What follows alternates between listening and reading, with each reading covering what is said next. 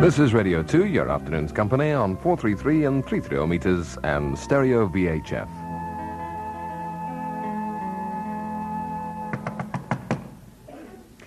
Paging Mr. Marks. Paging Mr. Marks. You're on in 2 minutes, Mr. Marks. Thank you.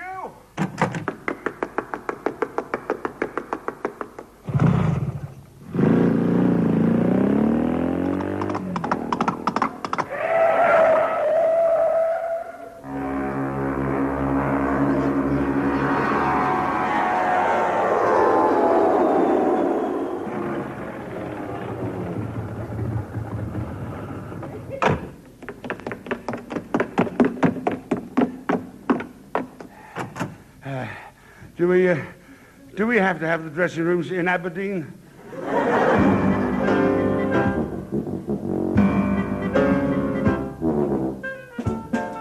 We present Marks in his Diary with Alfred Marks, Miriam Margolyes and Rob Buckman, and a special star appearance from David Jason with music from the David Furman All-Stars. Ladies and gentlemen, Marks in his Diary.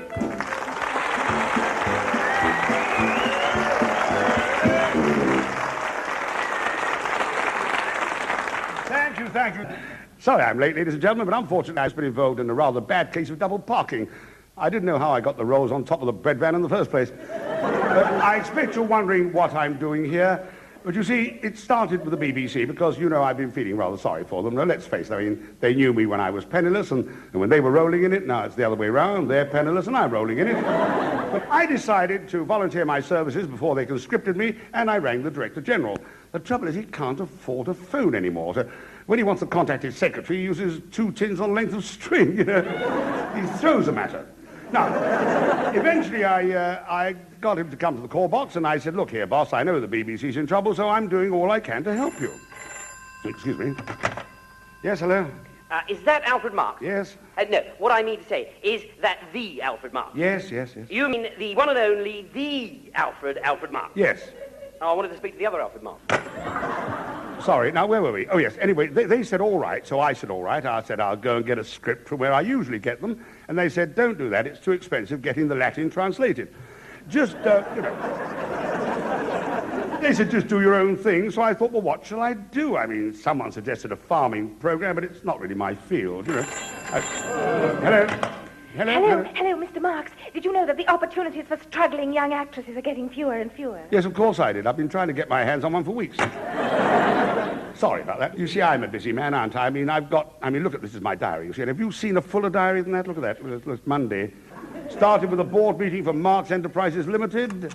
Morning, CD. Morning, AM. Morning, GG. Morning, AM. Morning, PP. Morning, AM. Let's get on with it, shall we? It's 12 o'clock already. Afternoon, AM. Afternoon, AM. Afternoon, PM. Please, we've got a lot to get through. We can't start with the minutes because the secretary spilled some nail varnish over them, so we can take those as read.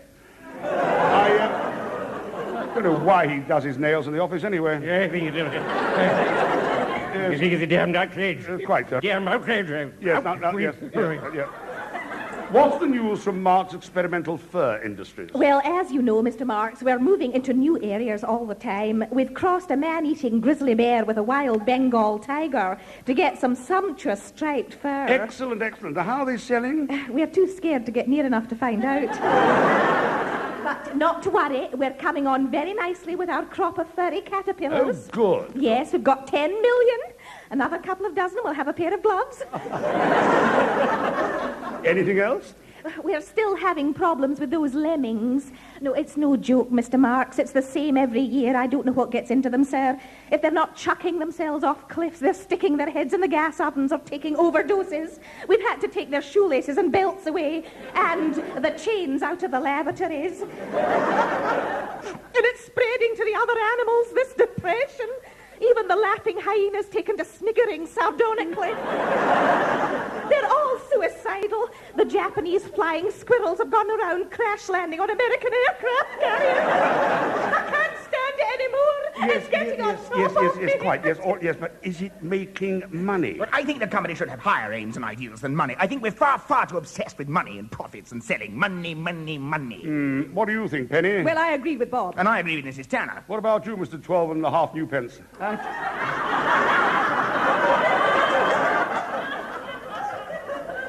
I think I've got a very peculiar name. Yes, well, what about that group we were sponsoring? Well, one of them's on a murder charge, one of them was murdered, one of them's in a drug centre, one of them's looking for the meaning of life in the bottom of the Thames, and one of them has become an urban gorilla. What were they The called? St. Mary's Gospel Choir.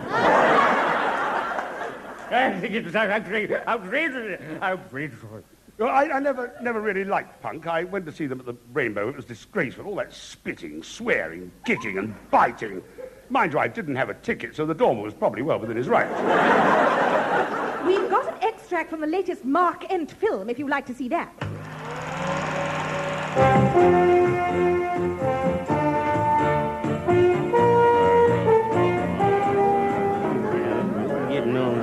Hey, everybody! Dirty Jake the Mountain Man's in town, and he's a-heading this way.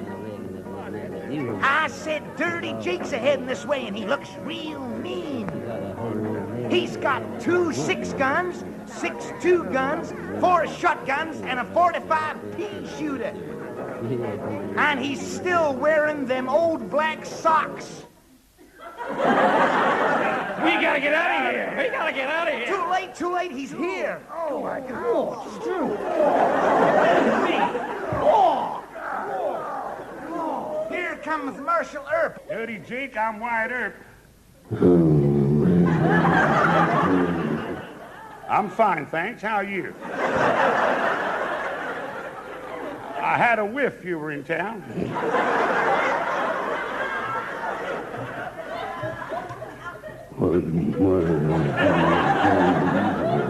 Yeah, well, be that as it may, I gotta ask you to leave peaceable like. What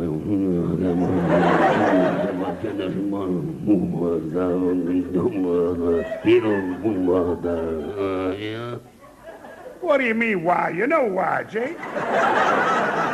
It's a fair law, and it applies to everyone. All mountain men called Dirty Jake must leave their socks on the outskirts of town. I got home.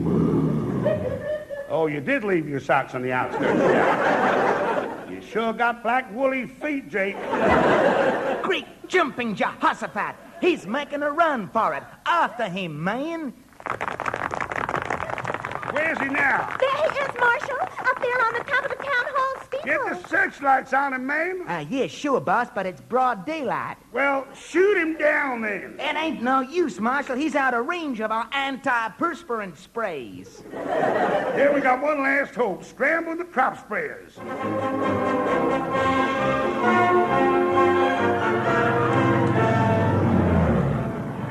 He can't hold out much longer. They're giving him everything they got. That's it, boy. They got him.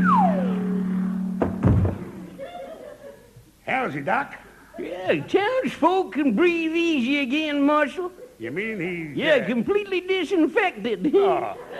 Come on, Jake, I'll buy you beer. Thank you, yeah.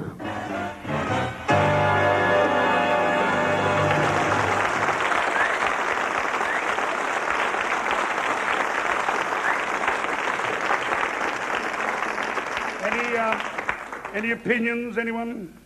Right here. What do you think? Hello. Isn't that interesting? Well, anyway, Wednesday. Held auditions for the new show on Wednesday, a new show I'm putting on. Auditions can be difficult things, you know, for the people doing them. I remember my first audition. They slapped a book in my hand, pushed me on the stage and said, read that. So I did.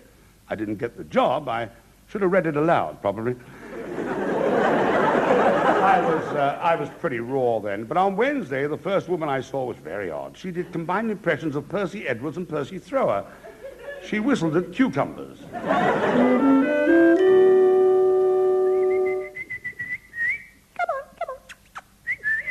Yes, thank you very much.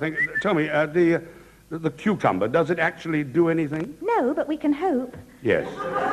Thank you. Next, please. Hello, I'm Sidney Thrust, and I specialize in your virile all-male character roles. Can I show you something? I shouldn't bother to take off the dress just for that. No, Next, please. Hello, I had a part in the mousetrap. Well, this isn't a casualty ward, you know. Next. Morning, Mr. Mark. Oh, not you, Norris. Yeah, hello, Mr. Mark. Yeah, I've got something for you. Performing dog act, Mr. Mark. Performing dog Yeah, act? brilliant. Shall I bring him in? Yeah, if you must. No, I you won't suppose. regret this. You won't regret it. You won't believe it. Rover, come on. Rover, in here, boy. Yeah, come on. Mate, out of the way. Now, down, boy. Down. That's all right. Sit down. Sit, Rover. Sit down. Go on. Sit down. Sit. Will you sit down? Does he do anything else apart from refusing to sit? Yeah, he can do some. Go on, ask him one. Go on, ask him one. Go on. Oh, very well. Rover, what's 2 and 2? There, I see that. 4. You got it right. 4. Yeah, but you stamped on his tail 4 times. No, I never did. Oh, No. you did. Well, yeah, only a bit. I only Yeah, did it a bit. Well, though. thanks for coming along, Norris, but I really do think that... No, don't you want... Hold on. No, Mr. Mark, look, what? Don't you want to see his head stand? He stands on his head? Yeah, got this. Look, come on. Rove, come, stand your head. Stand your head, boy. That's it, go on. There. Look there. How about that then, eh? How about that? Well, let go of his back legs, then. You are? You're holding on to his back legs. Well, of course I'm holding on to his back legs. If I didn't hold his back legs, the thing would fall over, wouldn't it? Matter with you? Yes, well, I think I've seen enough. Goodbye. Thank you Yeah, very much. all right, I'm going. I don't suppose you'd like to hear his singing anyway. Okay, Just a minute. Did you say it sings? Yeah, well, he does a bit. I won't bother with you, though. I mean, he's not up to much. He's not very... Come on, Rove, let's go. No, hold it. I'd like to hear this. All right, then, but don't say I didn't warn you. Go on. Come on, ready, Rove? Come on, boy. Sing, boy. Sing. La donne immobile, più malvento. Yeah, I told you, didn't I? Awful, isn't it, Superb, it's fantastic. What? He's singing, it's absolutely No, marvelous. you'll have to shout up. I can't hear you for the racket this dog's making. What did you say? Hang on a minute. Quiet, Rove. Quiet. Shh, quiet, Rove. Quiet. Will you be quiet? Wait, all right, you asked for it.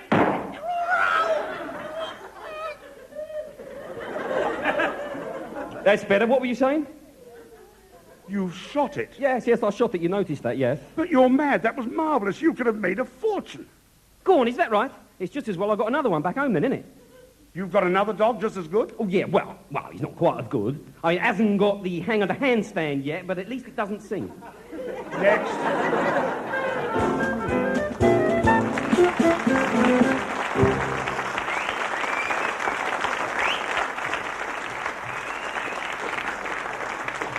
Oh, that was Wednesday morning. Excuse me. Hello there, old bean. Good God. Well, if it's not Gerald Makepeace Runcible. Well, if it's not Alfred Marks. Well, if it's not either of us, why don't you stop ringing me up? Sorry, now where was I? Oh, yes, Thursday. Thursday I got down to work on the novel. I suppose you're all thinking, now look at him, successful head of Marks Enterprises, world-famous novelist, owner of clubs, impresario. Well, if you're not, you ought to be, after all the trouble I've gone to set this lot up. It wasn't always like this, you know, and I've known poverty. Oh, my word, as a kid in the East End of London.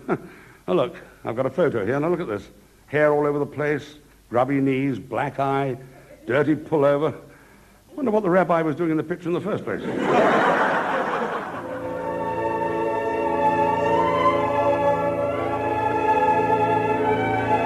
Marks Incorporated presents Young Alfred's Diary, specially adapted for radio by speaking into a microphone.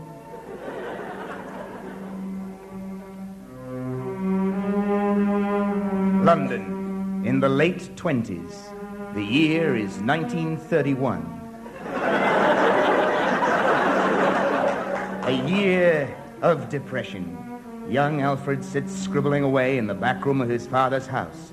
It's only a horrible, damp, one-up, one-down, terraced slum off the Mile End Road. But to the Marks family, it was the rat-infested hole they had to live in. Dear Diary, things are bad here in the East End. Everywhere, depression, gloom, decay. And this is just on the good days. On the bad days, we sit inside longing for the days of gloom, depression and decay to return. Dad says we should cheer up. He says never forget you're a Cockney, 'cause you were born within the sound of Bow Bells. My sister wasn't, though. She's deaf. Mother says Dad should have gone into the coronation mug business like Uncle Max, selling souvenirs to mugs who thought there was a coronation this year. But really, Diary, things have gone from worse to even worse ever since Father's rag and bone business went downhill and knocked over Uncle Max and killed him. Today, I took Dad's best suit to the pawnbrokers. He looked at it. It had no buttons. The collar was coming out of the seams. The edges were frayed. I don't want this, he said. You know I can't get rid of quality clothing. I got home and Dad took me on his knee. He looked in my eye and... Son. He said... Never be ashamed of being poor, son. They're not in the poorhouse yet, you know. And who knows, when we've saved up enough money, we might be.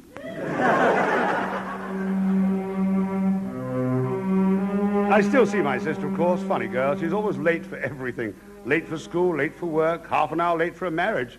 The doctor's just told her she's 12 months pregnant. Mr. Marks.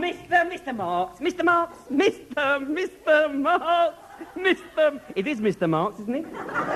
Yes. Well, we are Thullerman. And Gillespie. Operettis. And Librettists. Oh, yes. We've got this little ditty here. And we wondered if you'd just like to have a little singy. Yes, right, from the top there. Yes, away we go. The words, yes.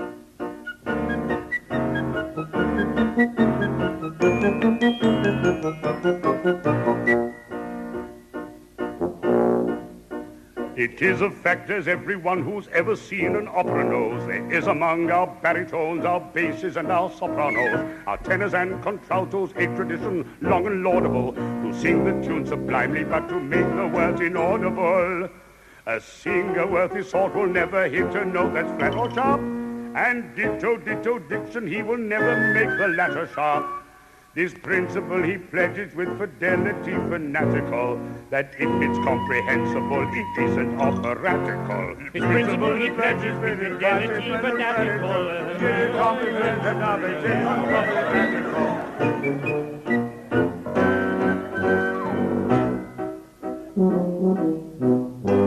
You want to leave the chorus and be one of the soliloquists, then cultivate the consonants of seven-rate ventriloquists, and make your vow so African or possibly Australian. Distort them like Miss Doolittle's in GB or Pygmalion. Try missing out two syllables to make a line too short. Da, da. Then add the missing words like this into the next line as an afterthought. Or get the whole line right, then have a sudden lapse of memory. Get the whole line right, then have a sudden lapse of memory.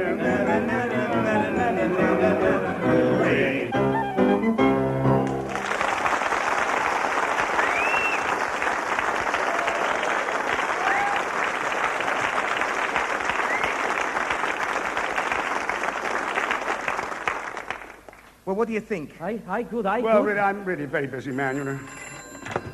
Hello. Is that Alfred? This is Gavinia speaking. Sorry? Gather, though you remember Darling and Regis. You remember Regis for Cockers after Twickers. Cynthia and Mooley were there. Mooley? You know Mooley. She's the one who's gone wonky over Ferdy. Not Ferdy of Babs and Ferdy, but the other Ferdy. You remember Bobo bored Max. Oh, Max, yes, of course, I remember. I had a long drink with him and quite a chat. Oh, did you, darling? That's clever. Max is an Airedale Terrier. Well, not exactly a long drink. Yes, well, must dash, darling. See you tomorrow. Tomorrow? Yes, at Reggie's for Cockers after Twickers. Yes, bye. Bye. Sick to death of these phone calls. We'll move on to something else, right? Now, ladies and gentlemen, it's time for, what is the time, anyway? Excuse me. I'll ring Tim.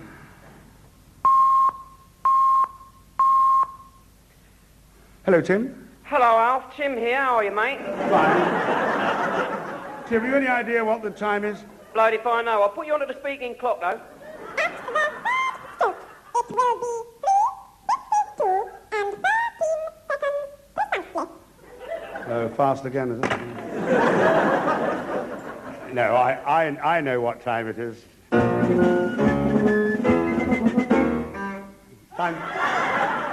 Time to get a new band. Actually, it's time for Mark's Diaries of Great Men. And this week we're looking into the diary of that great Englishman, Admiral Lord Nelson. The man who did for pigeons what ITV did for Bruce Forsyth. Let's have a look, shall we? Monday. Tomorrow's my birthday. Looking forward to it immensely. Tuesday. Am born.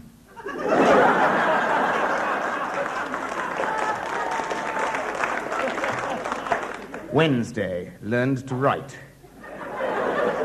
Thursday. Tried to find out who wrote Monday's entry.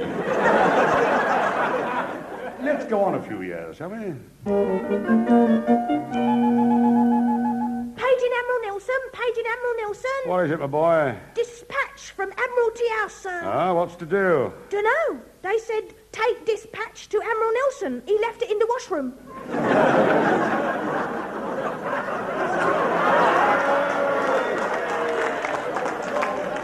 Thank you, but it wasn't important. I always carry a spare over my other eye. That's good, sir. Would that be all, sir? Yes, boy, here's a penny. Go and buy yourself a hot muffin. Oh, hot muffins is twopence. Yeah, well, here's a match. Buy a coat on and cook it yourself. Wait a minute. Wait, there's a message on the inside of this patch. Hello, sailor. Meet me in Portsmouth tonight at the Cockroach Tavern. I'll be wearing a yellow sou'wester, blue fishnet tights, a red velvet dress, and brown donkey jacket with a leg of mutton sticking out of the pocket. And so you'll recognize me. I'll have a rolled-up copy of the Times in my lapel. Till then, my darling, signed you-know-who.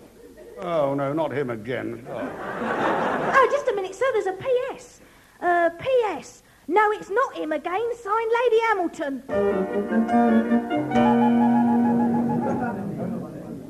Glass of wine, Lady Hamilton? Horatio, you made it. No, I just bought it at the bar. I got your message, your ladyship. Let's dispense with the formalities. Very well. What do you want, you old ratbag? I had to see you because, well, it may be our last chance before war breaks out, and we have to leave each other. There. Try not to worry about it. I can't help it. I never thought I'd get called up. Paging Admiral Nelson, paging Admiral Nelson. What is it, boy? Coded message from the Admiralty, sir. Read it out then, will you? Right, it says, dot,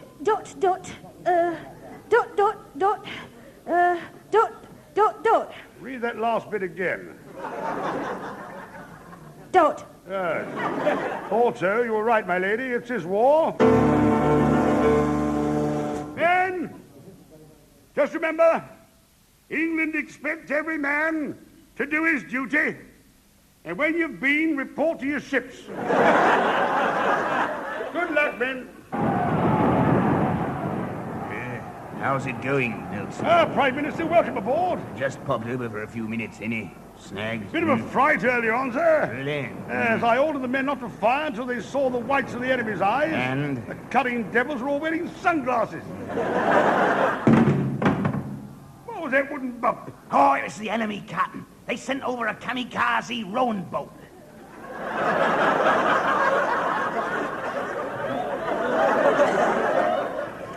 Any damage? Yeah, it sank. Hello, Admiral Nelson. It's the French admiral. He's using a hailer. No, he ain't using a hailer. He's just got big lips. Admiral, can you direct me to the nearest post office? What? Sorry, I have the wrong phrase book.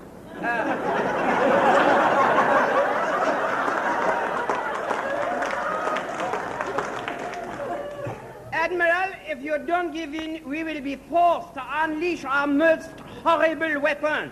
We shall never surrender. Very well. It leaves me no alternative.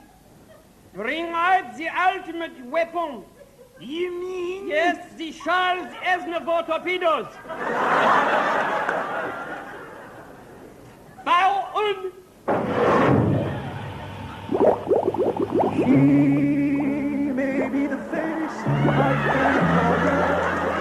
It's just a flicker of regret.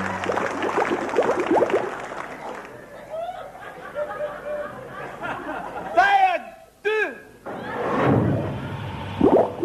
And in the old-fashioned way,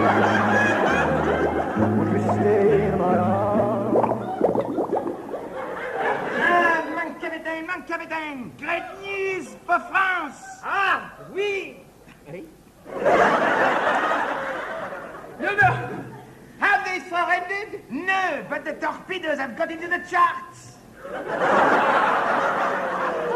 I'm hit, Mr. Bosun. Oh, you lay down there, Captain. What are they using? They're using them Charles Aznavour torpedoes.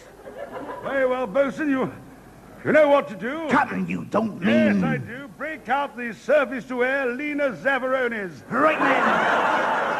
Fire one. He's got the whole world in his hands. He's got the whole world. Ah, it's made it worse. I'm going fast. Kiss me hardy. I certainly will, sir. And for anyone interested in that kind of thing, hard luck, because we're not going any further.